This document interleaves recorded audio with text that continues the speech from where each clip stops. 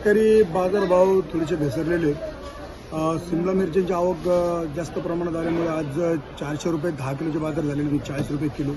फ्लावरीचे बाजार सुद्धा 80 रुपये 10 किलोपासून 120 रुपये 10 किलोपर्यंत आहेत. कोल्यांचे बाजार आज 50 रुपये 10 किलोपासून 120 रुपये 10 किलोपर्यंत गेलेले आहेत. त्याच्यानंतर चवळीचे बाजार घसरलेले आहेत, 10 रुपये किलोपर्यंत चवळे झालेले आहेत. गवारी झालेले आहेत 50 रुपये किलोपर्यंत. गाजर झालेले 20 रुपये किलोपर्यंत. फरशा झालेल्या आहेत आज चांगल्या फरशा 35 रुपये किलोपर्यंत झालेल्या आहेत. त्याच्यानंतर काकड्या झालेल्या आहेत, हिरव्या काकड्या 10 रुपये 12 रुपये किलोपर्यंत. सफेद काकडे झालेले आहेत 15 ते 20 रुपये किलोपर्यंत.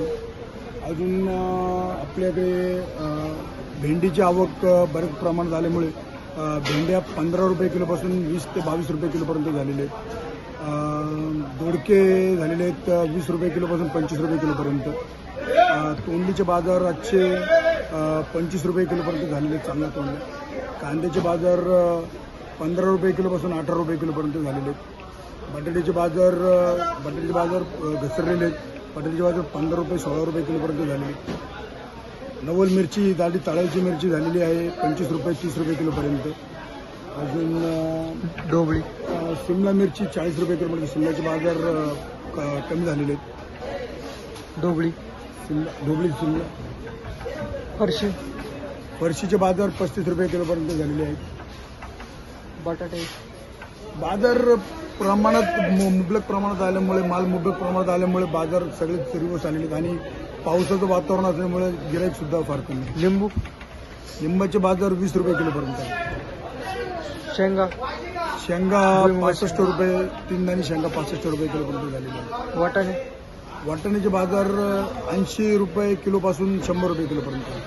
सगळ्यात जास्त आवक कसली झाली? सगळ्यात जास्त आवक आज फ्लावरी, कोबी, शिमला मिरची यांचे. काळी मिरची तिखटवाली मिरची 65 रुपये किलोपर्यंत झालेली आहे. आणि ज्वेलरी जे आपण म्हणतो लांबल्या ज्या मिरच्या आहेत त्या मिरच्या 80 रुपये किलोपर्यंत झालेल्या आहेत चांगल्या मिरच्या. सगळ्यात कमी आवक कसली?